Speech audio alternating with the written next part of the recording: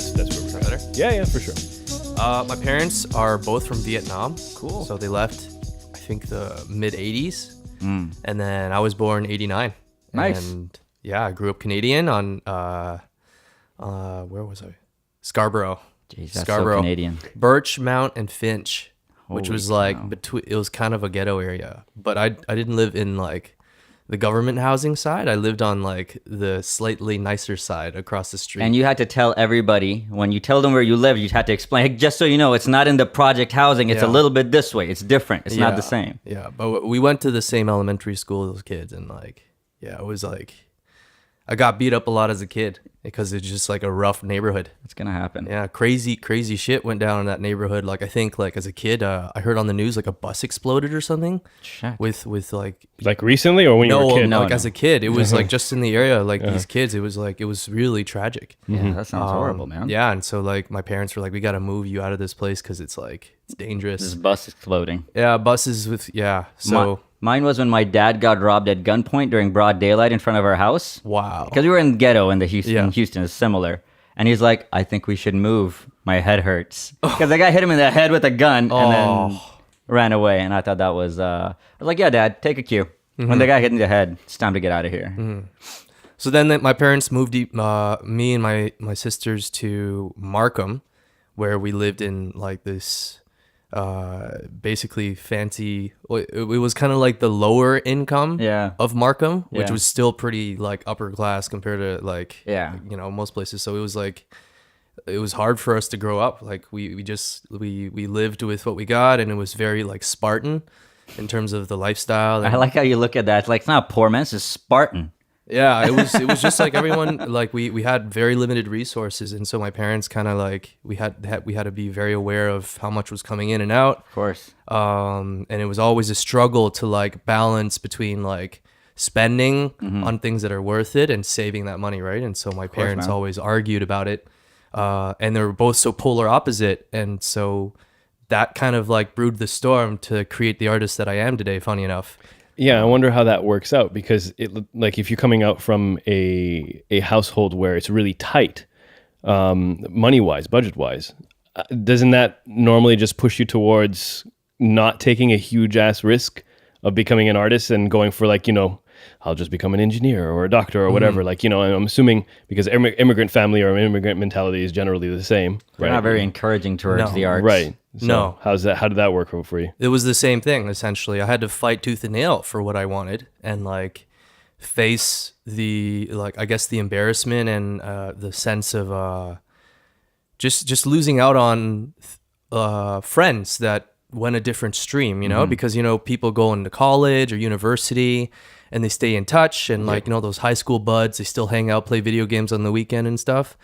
I went the opposite path. I'm like, hey, like I'm gonna drop out of school and do music because I don't want to do anything else right now. And my parents were mortified. They're like, please, like we know we said we wanted you to go to university, but how about college or working at Kmart or Shoppers? Just if you work at home, I remember my mom, she was like, if you work at Home Hardware in 10 years, you could be manager someday. Man, your parents were like, we got to start this kid off somewhere. Can you just work at Home Hardware? Not even go to school yet. Like, do you mind taking a late shift at McDonald's, like, and work your way up? They were like looking for anything at that point. Yeah, it was pretty funny. Did they give you the whole like, because my parents gave me this when I told them I want to be a teacher, was that we didn't move to this country so you could become a teacher.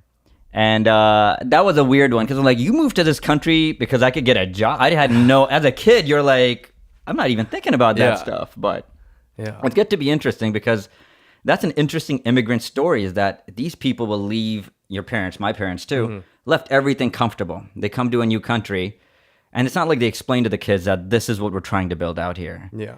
And the kid's just trying to be a kid. They're trying to enjoy life, do what their friends are doing. But there's this added, I wouldn't say necessarily pressure, but definitely an expectation that there is a certain way your life should be going or needs to go in your parents' eyes because that's why they came here at the end of the day. They didn't come here to really watch you struggle and doing something menial. They want you to get an education and get a light at the end of the tunnel, put your head down and run through it because they didn't have that opportunity back home. It's very interesting. Did you have a bit of that or? Definitely, 100%. How did you break out of this as number one, the first thing I want to know is like, what was your first thing that you're like, I'm gonna go head first into being a musician, and this is my first step? So when I was 19 years old, I was high school president, and like all my friends were like going to university, gonna go to like business schools, like fancy ones or whatever. I don't know. I don't remember their names, but like I was like kind of like prepped to go in that path too. Like I wanted to be an investment banker at some point, and I just decided for myself, you know what? I'm gonna try something different. I want to go to Ecuador. Like I'm gonna stay an extra year of high school, like 6 months or whatever, and then just try something different, because like why not? Like I can just jump back in, go to university if I want later on. Like it's not gonna, you know, like everybody's doing all these things, but I want to have that kind of like out of the matrix for a little bit to see if there's something different. And there was something different. There was so much more out there that made me feel like, wow, our Western world really programmed us to think that if we do this, like we are the top of the world, we are like the first world country. And then you go to a place like Ecuador, where they get their needs met, and they just like, they don't care about a lot of the things that we think about, or it makes you question what it means to have a good life. Yeah. Right. Because they have less technology. They may not be advanced, but they take their time with things. Yeah. They have beauty all around them. You know, it's just like they have family. They have like, they just have certain things that enrich their lives that we kind of have forgotten, you know? So that kind of expanded my mind a bit. And I brought my guitar with me, obviously, to Ecuador. And I just got like really good at playing it, or at least I thought so at that point. And somebody asked me to go on radio there. And I was just like a 19-year-old kid. I'm like, what? I'm being asked to play on like a international, like just like something. Anybody wants to hear my music. And exactly. Yeah. At that point, I was just like so blown away. Yeah. And it was just like this little like indie radio station. It wasn't anything fancy, but that was just like my first taste of like something like this, you know? Right. Where I was just like, wow, I feel like a star. And then later on that trip, I got my first paying gig as well, $20. Wow. And so It means a lot, doesn't it? The first time Yeah. somebody gives you money for something you love doing. Exactly. Yeah. And it was in a third world country. Oh, it wasn't a third world country. It was in Well, Ecuador. It was Yeah. in a different It was country. a 2.5 world country at Yeah. least. Like if you had to. Yeah. You know what I mean? It was What were you doing there apart from playing music? yeah, I was doing international development, like quote unquote. I just worked at a business and was like kind of like interning at a small business and learning the lifestyle and the language through working with the local people. Yeah. Right. And it was a cool experience. I got to see a lot. Yeah. In like this country was so small in terms of like geographic space, but had so much diversity in it. Like you could go like a few kilometers up a mountain, and then the whole like all the leaves would be different, the trees would be different, like the fauna, the animals would be different, like the language would have a slight accents that's The different. dialect's different. Yeah, exactly. Yeah. You were there long enough for you to notice the difference in like mini ecosystems. It was that's it nice. was 3 months. Yeah, it was pretty good. Thrown into an environment without like barely any like people to talk English with, so Right. kind of just jumped right in. Right. And then, okay, so fast forward to a point where you and I, or our paths cross at the Gem Sound event. Yeah.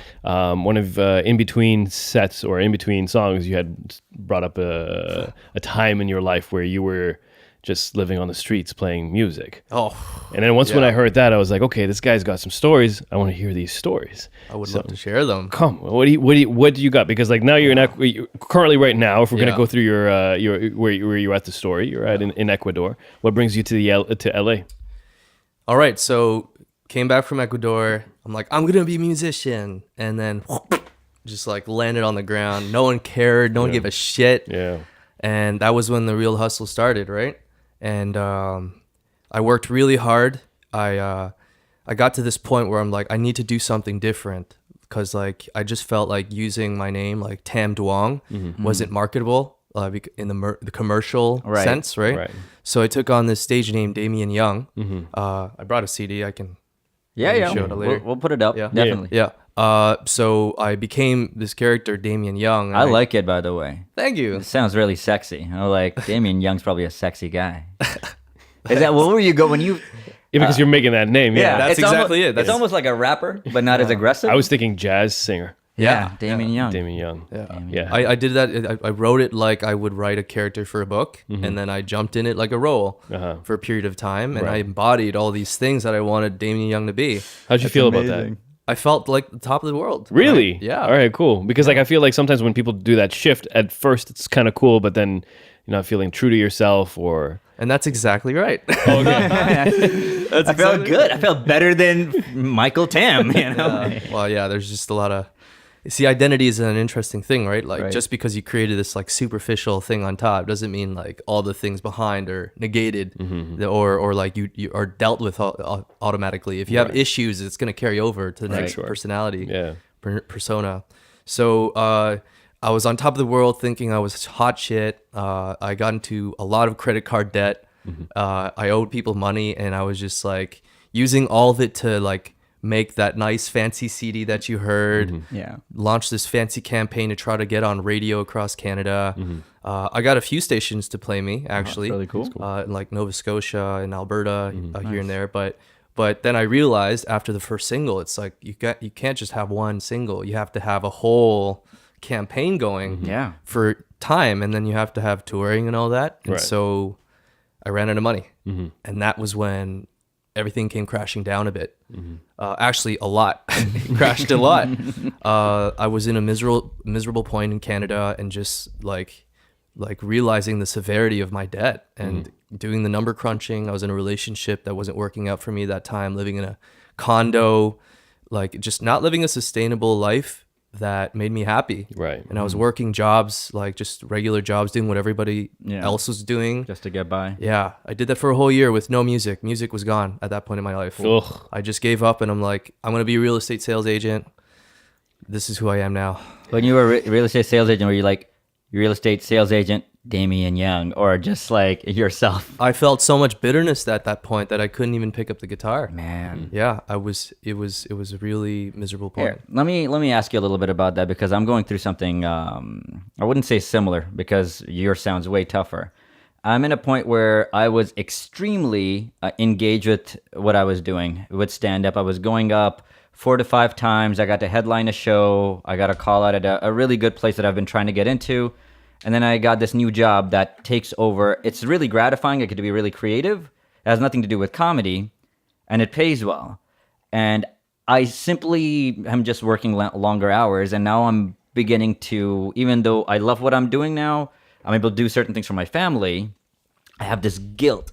And this definite sense of I'm not making the most of my time because I'm not doing stand-up. At the very most, I'm going up maybe once every 2 weeks. Which is, if you're serious about doing something, especially stand-up, you're going to have to go up 4 or 5 times a week. And I found that I had to go to a doctor and just be like, hey, I'm having this, and this problem. They're like, you seem to be stressed about something, and you got to find an underlying problem. I don't know if this is it or not, but I definitely am I don't respect myself as much when I see myself in the mirror. Even though my job's going great, in a lot of ways, people think I would be even happier. But I'm not connected to the one thing I feel like I need or want or have to work on. And it's messing with the way I look at myself, regardless of what other people think.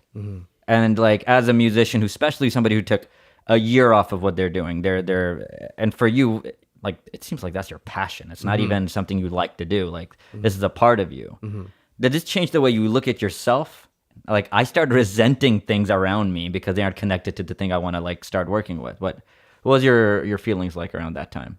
That was exactly it. I felt like a zombie. Yeah. I felt like a zombie because I was just doing something, and I felt like I was living a lie. Yeah. And I was seeing all these people around me, and they were kind of doing the same thing. They were just like walking their dog, some like small talk about some bullshit, and then they just go back to their jobs and just do whatever. And like, it doesn't seem engaging.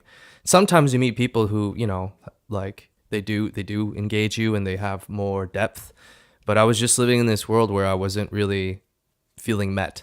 And so I broke up with a girlfriend. I had like a mental breakdown. I remember taking like 2 hits of LSD and just doing things, and just like I stopped and just exploded in like anger, because I was just like, I'm doing all these things, but they mean nothing. like I'm cleaning. I look at the whole condo. It was really nice at the point, but it was just like, it means nothing to me. Everything I'm doing doesn't actually serve my purpose. Right. And like I broke down and cried. I called my best friend, and like he's like, "Yo, you gotta break up with this girl and like move out. You gotta like just gotta take care of yourself." So I did that, and it was a very tough point because I really loved this woman at that point in my life. I gave up a lot. I gave up a little dog too, and Oh man, I'm more upset about the dog. yeah, It's tough. yeah. And so I had to start from scratch again, which I've done many times.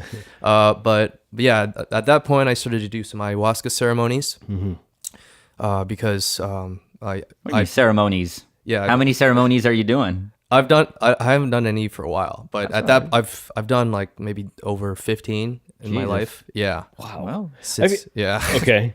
I mean, I don't know if we want to jump into that. Well, There's a lot to talk about, yeah. We're already there. So a lot of times when we hear, I've never done it, but like almost, it seems that you only need almost like a reset, and then it lasts you like a year or a little bit. So I definitely think I took it to an extreme, Okay. for sure, Yeah. because of my life, and I just wasn't that happy. So when I jumped into psychedelics, I jumped hard into it. was LSD like the first thing, or did you start off with something else before that? Well, weed, I guess, is a psychoactive, and sometimes Sure. it gets you like tripping out a bit. But then it was shrooms, and then LSD, and then ayahuasca, That's pretty much and then skipped out. DMT. Yeah. Okay. And then ibogaine, and then you no like ibogaine. like you hit like everything. Then you licked a No, frog. No. No, Okay. no. I'd try it if it was there. If the frog was there, Yeah. I would have licked it. I would do it if it was like it made sense and like my intuition was like, jump Yeah. on it. But I'm not actively searching it right now. You know, I microdose shrooms once in a while. Okay. But like I'm such in a sensitive state right now where it's just like anything will throw me into space. And I think I'm like okay with being human right now. If that makes sense. Right. For you, was there any connection to the psychedelic experience and your music itself, or was it more of a in your mind, like it just helped you sort your thoughts out in a different way? The psychedelics. It's all that and everything. Yeah. And so much more. And every time I come back down, I'm just like, oh, words suck.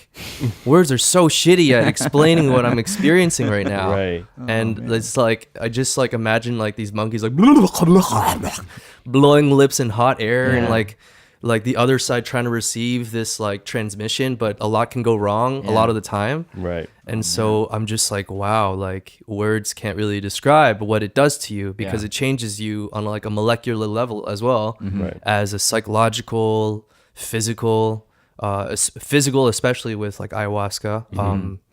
But just the way you see the world is completely different, you know? And, and like it helped to connect me with a part of myself that was cut off essentially, you know, what you would call like a higher self or whatever. Like you needed some guidance. And I think that's why a lot of people turn to psychedelics is because they feel lost or they want something different than what we're just sold. But how do you reconcile your need to almost escape your current state and then finding enlightenment at the same time? Because I feel like those are things that are somewhat at odds with each other.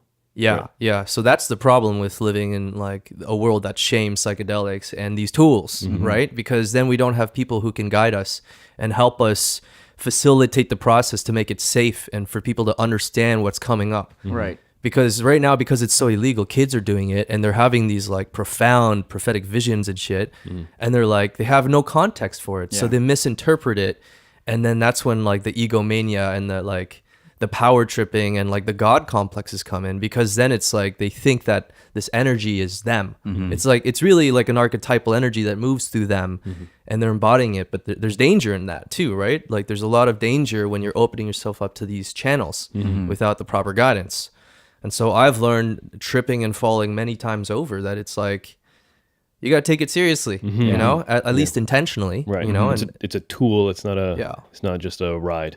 Exactly. And if you ride it too much, it's like you get sick, just like a roller coaster ride. You can't ride that thing for 2 weeks. Like you'll just It's be really a nightmare. It's really surprising. Like once speaking to somebody like yourself who's done psychedelics a few times, it's really interesting how much they are demonized in our community and culture. Psychedelics or weed, where I'm not saying everybody should do them.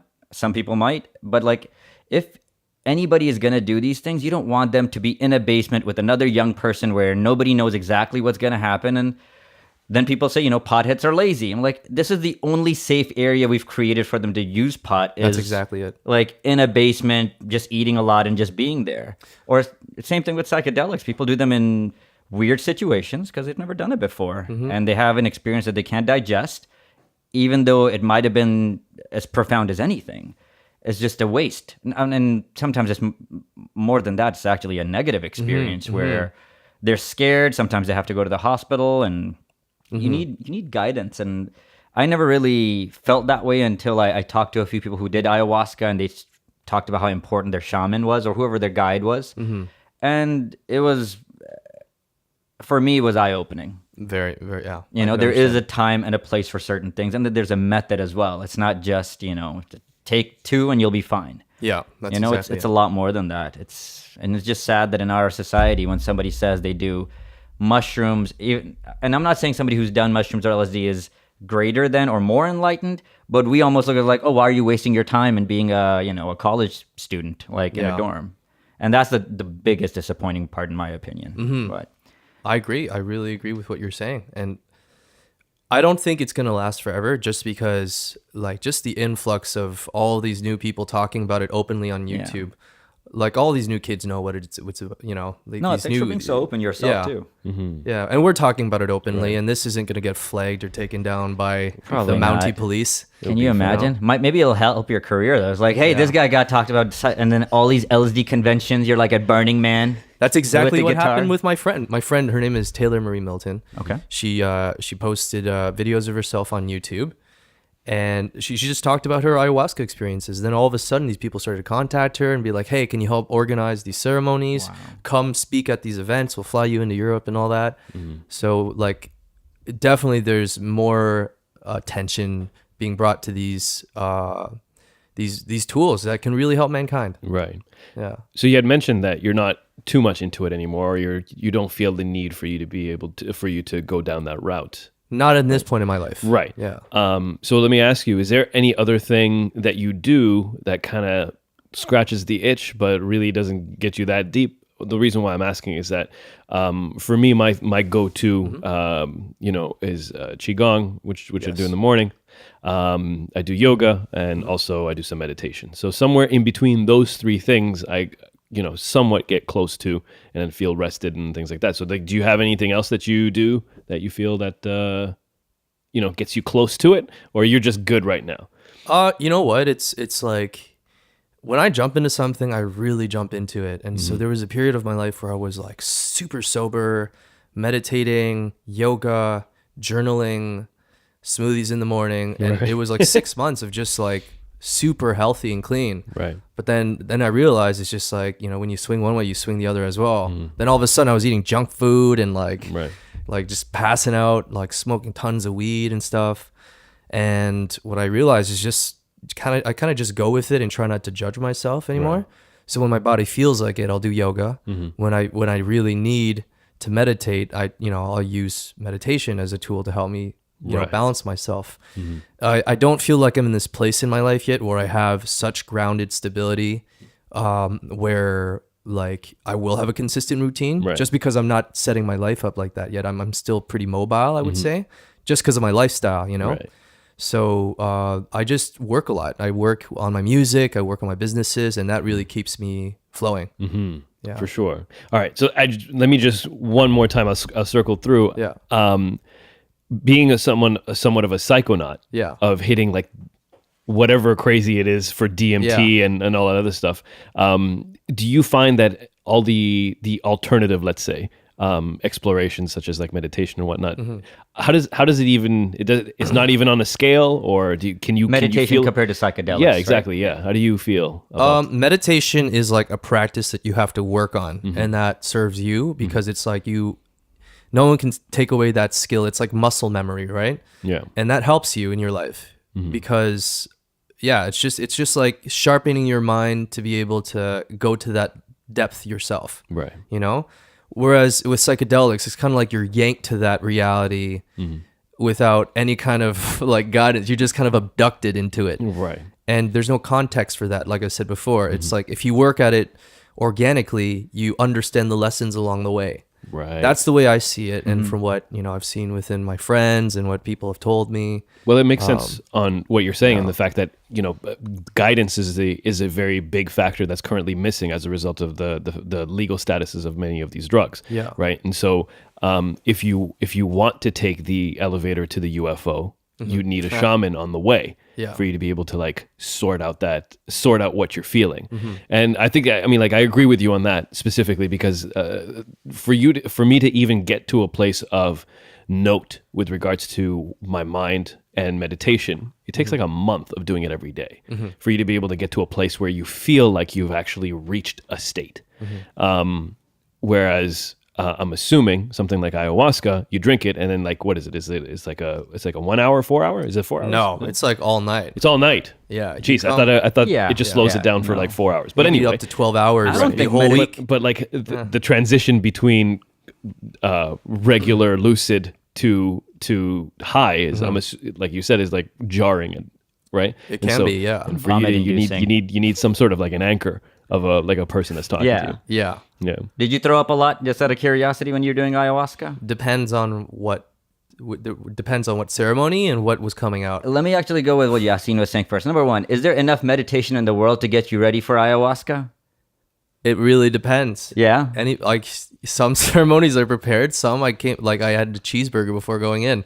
I just I obviously didn't respect No, of it course. at that point, but would like meditation help one get ready for ayahuasca just mentally? it wouldn't hurt. It for wouldn't sure. hurt. Yeah, it definitely wouldn't hurt. But like when I had mushrooms, I'm like, nothing really prepares you. There's nothing anybody could have said or described even because like you said, when you're describing a mushroom trip, I almost feel silly trying with words. Yeah.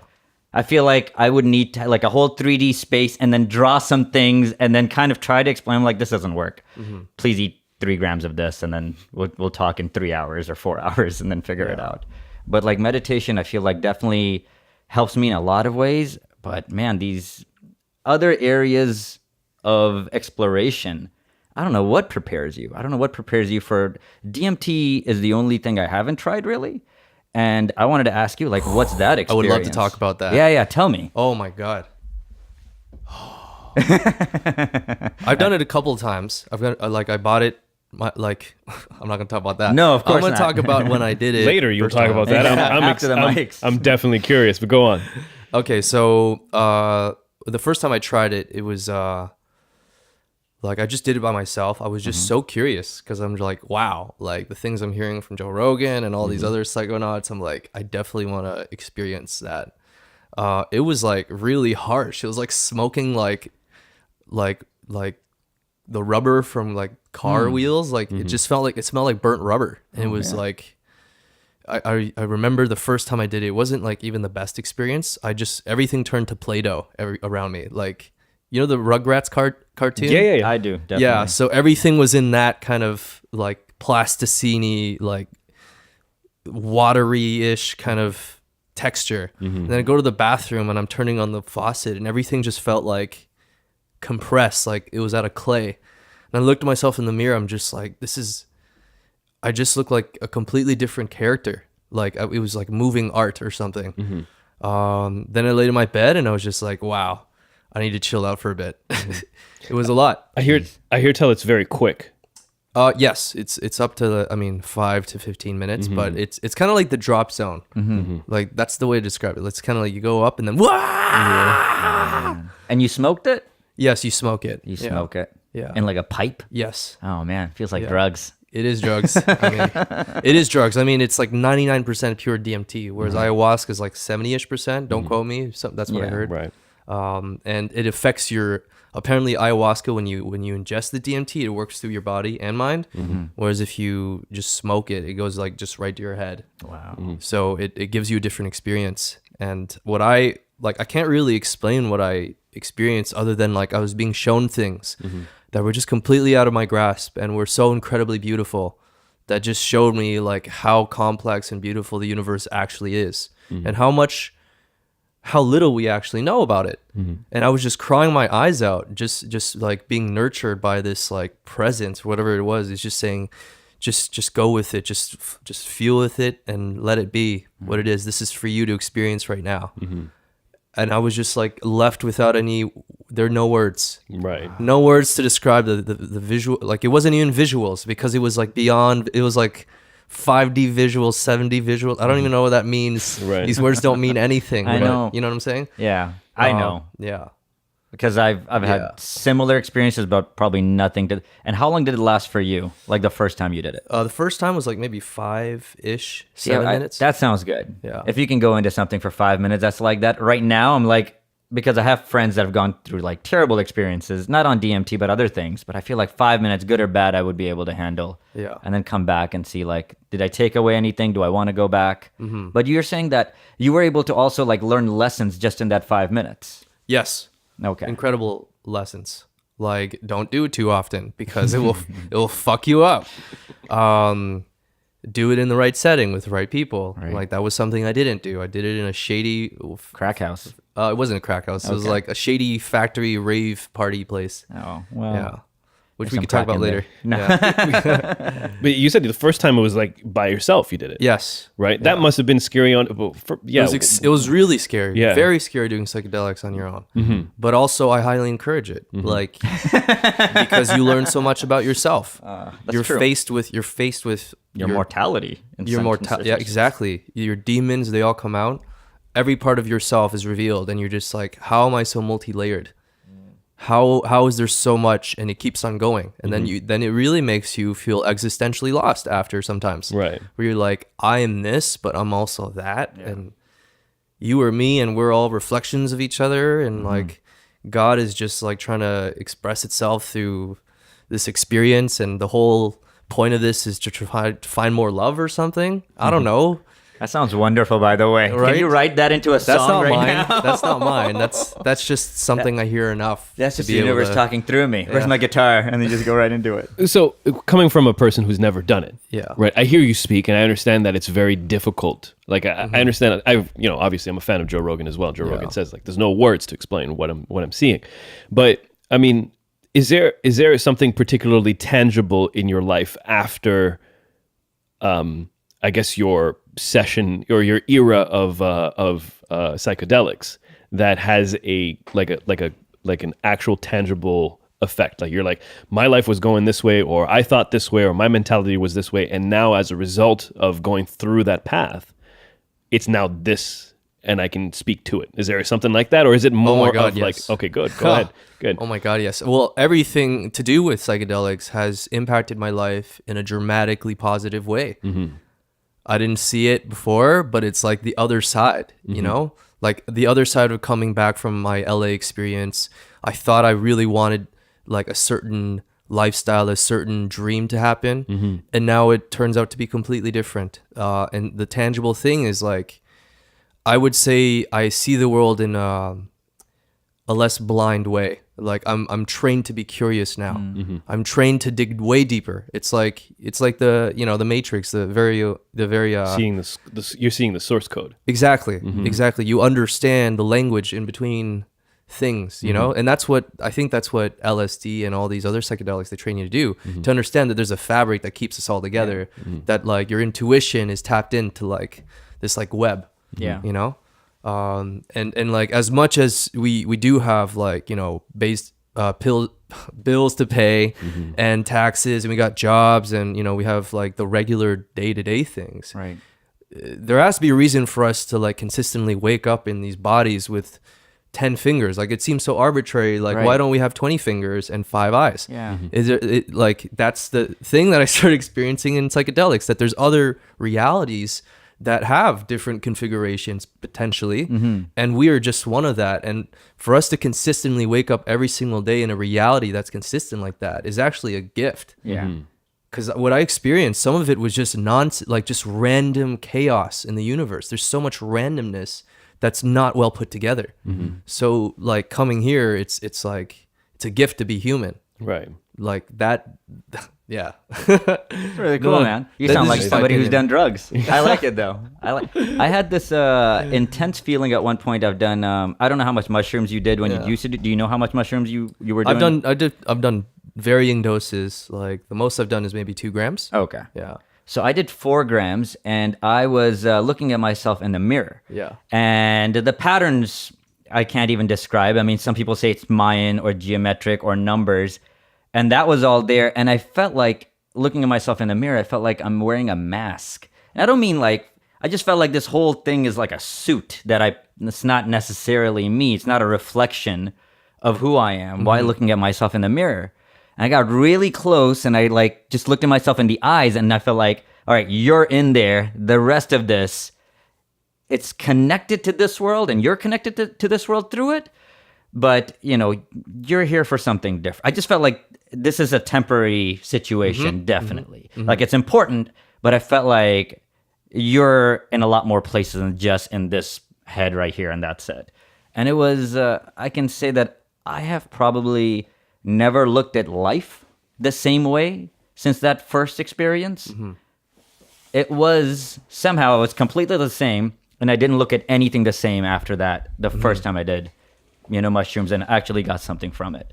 And since then, I've had a lot of really good experiences. But that first time, I was like, I can't look at life the same, the world the same, or myself the same. It was.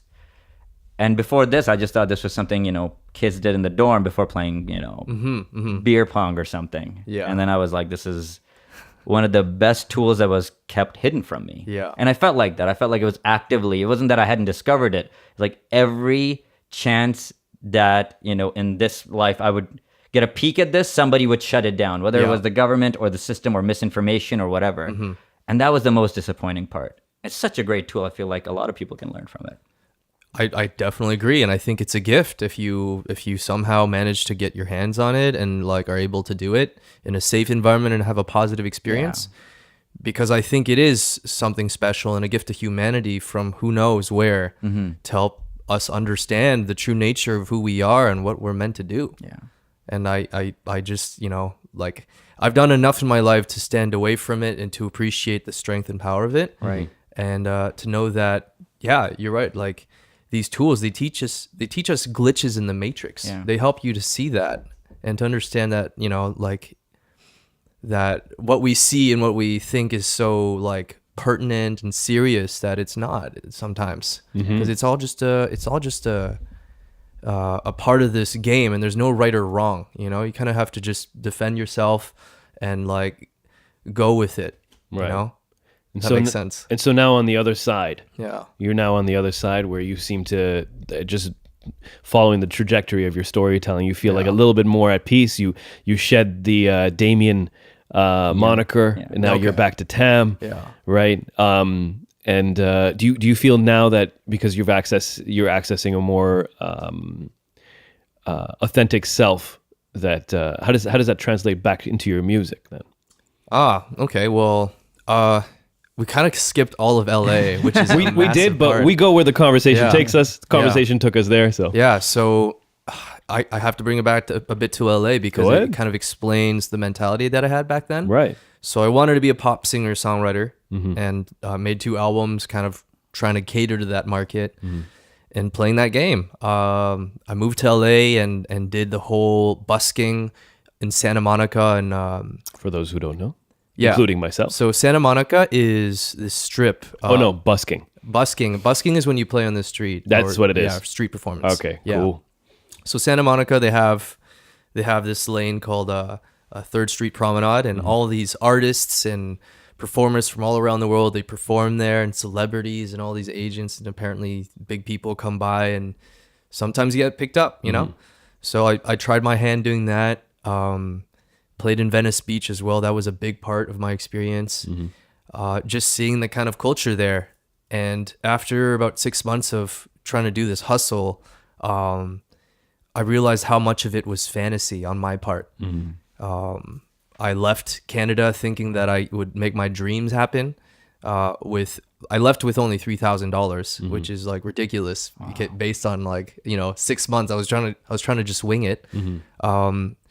And it was like very tough. Like there were points where I was homeless, actually just like sleeping on the street. I slept in a storage unit for a little bit.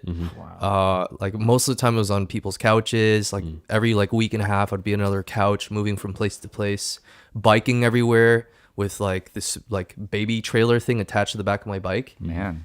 And that's everything you have. And my whole life was in that. Yeah. Wow. Yeah. So like I was living and like really believing in this vision, this dream, this narrative that I wrote and told myself that I believed in, right? Because I'm like, I'm on a spiritual quest to like make my music happen, to bring it to the world. Right.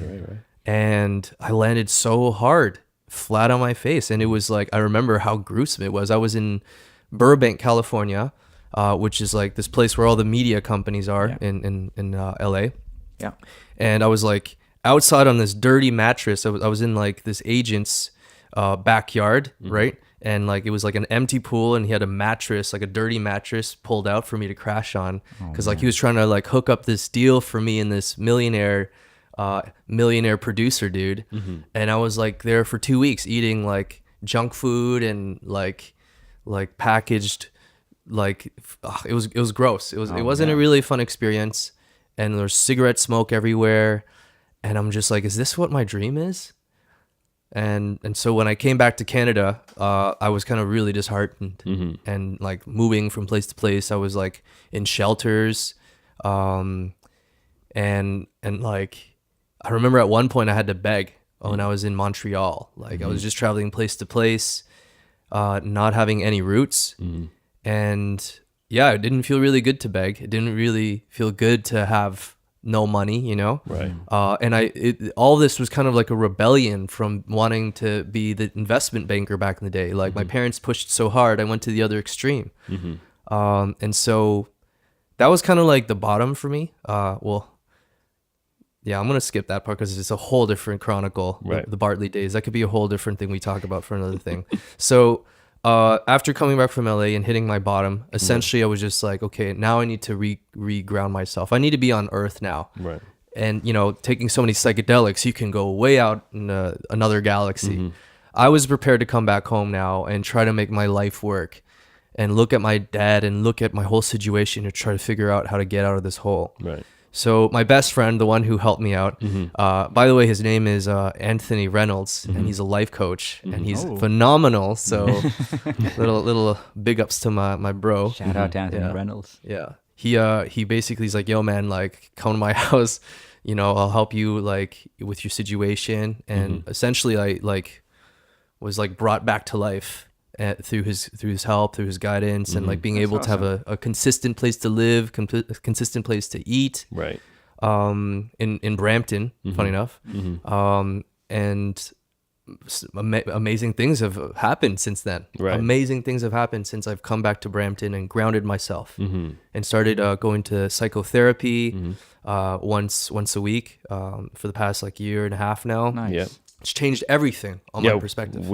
Everyone in this room goes Does to therapy. Yeah. It's emotional hygiene. Yeah. It's you have to have it. And we just started like this past year too. So Awesome. Not together, this ain't couples therapy, in case you were wondering, in case it sounds like it is. But yeah. Awesome. Every now and then we'll take even a picture together, like for the podcast outside, and people are like, those two couples. And we're like, no, just friends. Just friends. Yeah, we went to a photo shoot and we were getting some Yeah. comments. Where would Like, you say your career is in terms of a cycle? Do you feel like it's on an upswing right now? You're feeling good about it? Oh yeah. So going back to how it's affecting my music now. My identity was so fixed on one thing, right? Like I was told my whole life I had to be Tam, and then I tried to be Damien. Then I realized like identity is really fluid, just like most things in our life. We were told one thing, but it turns out no one really knows the answer how to live life. Right. In Canada, there's a way to live life as Canadians, but South America, they have a different perspective. Russia, completely different perspective, you know? So who knows what's right and what's wrong? And I'm playing with that, like that ambiguity right now, and just being okay with what comes up and what my desire brings me, you know? I've kind of moved from the perspective of trading my time for money, because I'm realizing that that's how most people stay broke. Yeah. Right. And as an artist, I can't always be playing gigs. I need to be able to live off of my music or my royalties and somehow make that happen. And I realized that I was limiting myself as just an artist because I'm talented at other things, right? So I started publishing recently. So I'm going to be publishing Kindle books. And I, funny enough, with, LSD, how to access the Silk Road and all these things, like, you have to learn along the way that. For those people who can't find a shaman, maybe they can read the book. Yes. And then that would be their shaman. Exactly. So essentially, like, I learned about cryptocurrencies because of the Silk Road back in the day, because everyone was talking about it, and I was like, what is this thing? Right. And like I helped some friends buy and sell cryptocurrencies like back in the day, like 2013, when it wasn't that big of a deal. And now it's like starting to actually take off. Right. And I just have all this skill base now, and I've done it. So there's a demand for it. So I'm acting as a crypto broker currently, just helping people buy and sell cryptos. And I'm building together like, I guess my mastermind to help me with investments. That's really cool.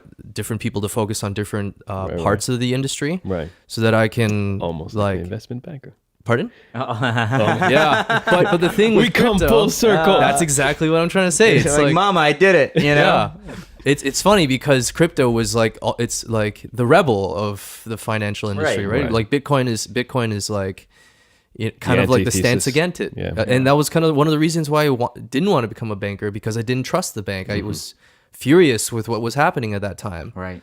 So like for crypto to become something that's kind of mainstream now is like.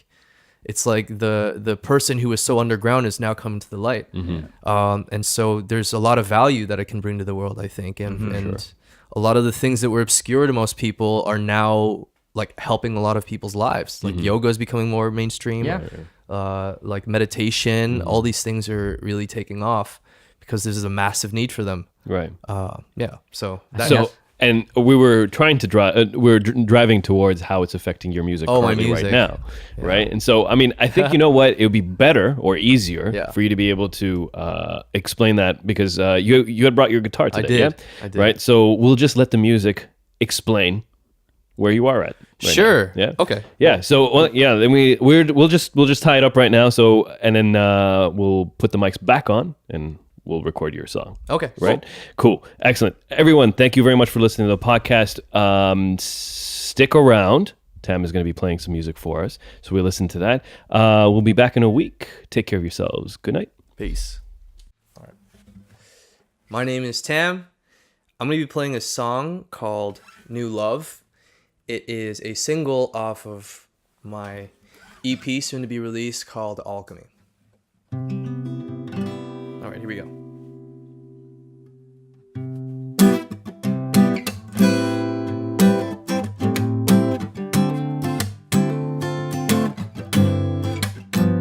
Yeah.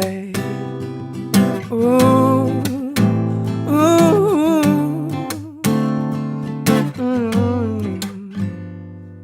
I used to get caught up in all these love games. I used to play the part, and I was trying way too hard. Foolish me, oh now I see what love is. The courage to be yourself before you give your heart to someone else. I don't mind waiting if it means I can get closer to you. I've seen the world and all her beautiful ladies. When I see your face, my hands will reach out to you. When the timing's right, I'll be ready for that new love. No more chasing, I'm gonna be patient for that new love. New love, new love, new love, new love. Oh, oh. All I want is someone who is natural, who grins at shooting stars, at peace with who they are. Ooh, I just wanna share all of this freedom. The precious part of me the world don't always get to see. I don't mind waiting if it means I can get closer to you. I've seen the world in all her beautiful ladies, and when I see your face, my hands will reach out to you. When the timing's right, I'll be ready for that new love. No more chasing, I'm gonna be patient for that new love. New love, new love, new love, new love. Sometimes I can be a cynic.